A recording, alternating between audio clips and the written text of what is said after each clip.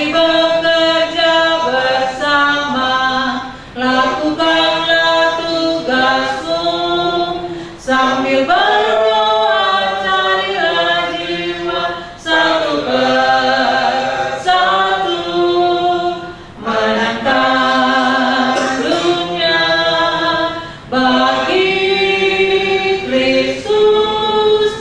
Jangkalah semua, majulah terus hingga dunia miliknya, menangkan dunia bagi Kristus.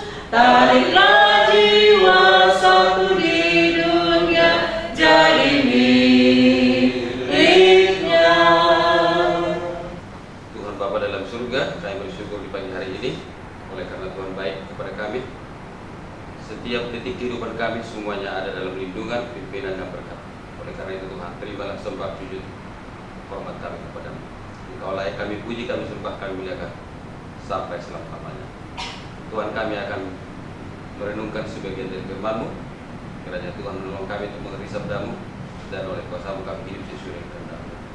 Inilah doa penyerahan kami kepada Tuhan dalam nama Yesus Juru Selamat kami. Amin. Good morning, everyone. Good morning, sir. So this is the new year. Would like to use again English as our communication in this morning devotion. First of all, I'd like to apologize because I come late. There are several telephone calls and emails to be answered, so that's why I come late. So I have to be, sorry so much. This morning, for our morning devotion taken from Deuteronomy 26, offerings and first fruits of the tithes. Offerings, offer fruits, and tithes. I think because this is only a repetition of the Torah from Genesis, Exodus, Leviticus, Number, and finally Deuteronomy, I understand that this chapter is a repetition and re-emphasis of the truth that Moses and of course all Israelites already heard. The instruction, the regulation, the law from the Lord through Moses and all Israelites leader. So it says here, and it shall be when you come into the land which the Lord your God is giving you as an inheritance, and you possess it and dwell in it, that you shall take some of the first and all the produce of the ground, which you shall bring from your land to the Lord your God is giving you, and put it in a basket, and go to the place where the Lord your God chooses to make his name abide. And you shall go to the one who is priest in those days, and say to him, I declare today to the Lord your God that I have come to the country which the Lord swore to our fathers to give us. Then the priest shall take the basket out of your hand and set it down before the altar of the Lord your God, and you shall answer and say before the Lord your God, my father was a Syrian about to perish, and went down to Egypt and dwelt there, few in number, and there he became a nation, great, mighty, and populous. But the Egyptians mistreated us, afflicted us, and laid hard bondage on us. Then we cried out to the Lord God our fathers, and the Lord heard our voice, and looked on our affliction and our labor and our oppression. So the Lord brought us out of Egypt with a mighty hand and with outstretched arm, with great terror, with signs and wonders. He has brought us to this place, and he gave us this land, a land of flowing with milk and honey. And now, behold, I have brought the first fruits of the land, which you, the Lord, have given me. So this is a declaration, a confession that God is a great God, a good God, a gracious God, who brought Israelite people from the bondage of Egypt to the land of Canaan, the land full of honey and what it says here, full of honey and milk. When I was in Israel in 2012, we have a Bible conference, international Bible conference there, and we see the land of that we read here. I cannot imagine because according to the text here, the land of Canaan is full of milk and honey. But in reality, when you go there, and I believe many of you already there, the land is very dry. And dry and not so beautiful, not so fertile like our country, Indonesia, like the song of you heard that the song of Kus Plus,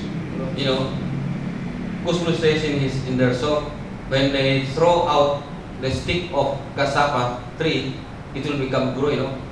Nothing to do, just wait and it will bring fruits. But there, very dry, stones, and the kind of tree that growing there is not like the kind of tree we have here. So when God says to Moses and to Israel's people that I will bring you to the land of full of honey and milk, I think this might be a miracle. Why? Because naturally the land of Canaan is not so fertile like Indonesia.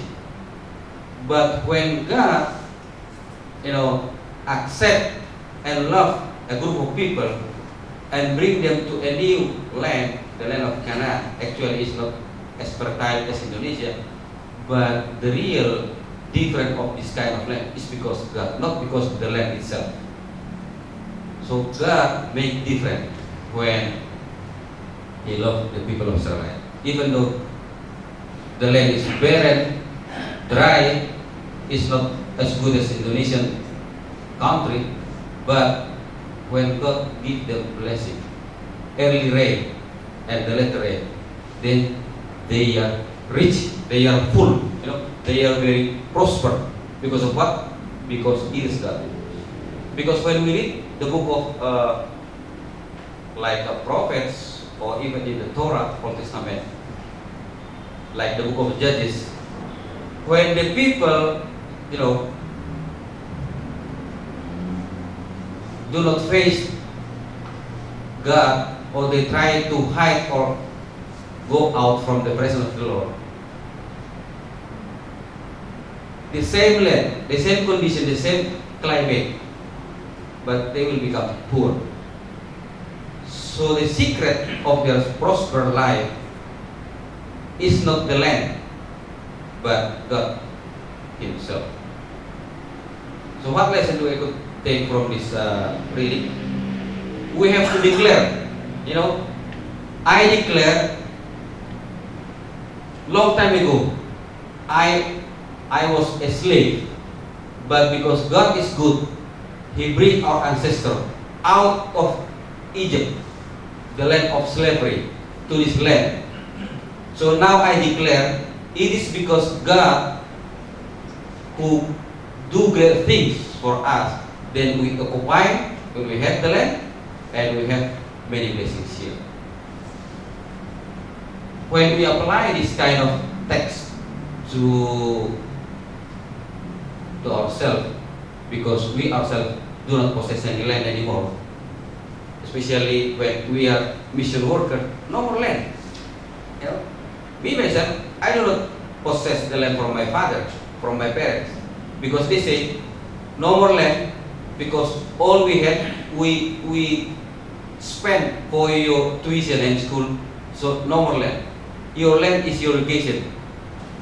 Like us also now, we don't have any inheritance from our ancestors, but what we have, when we read Deuteronomy chapter 18, God says, Levites, the people of the tribe of Levi, you don't have any land, especially the priest.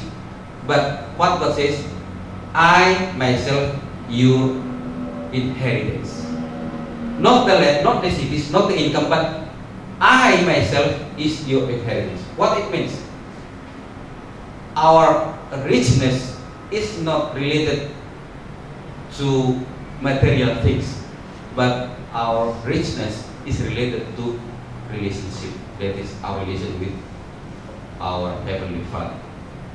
So in the book of Isaiah, when we read, like our morning devotion several days ago, Jesus is named Emmanuel. God is with us. Everlasting Father.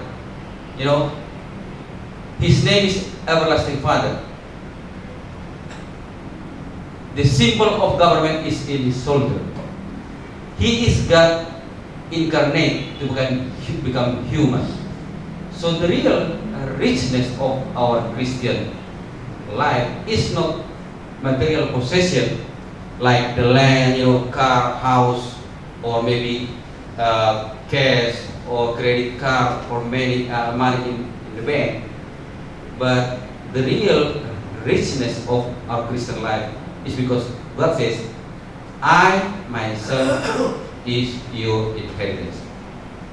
But according to chapter 26 of the book of Deuteronomy, we have to come to the presence of the Lord to acknowledge, to confess, to declare, me, I myself, let's say, I'm not a good or I'm not a prosperer before because I'm far away from the Lord, but because of your love, you love me, you give me, success. So now as I am, so I have to declare that it is the goodness of the Lord that made me like I am now.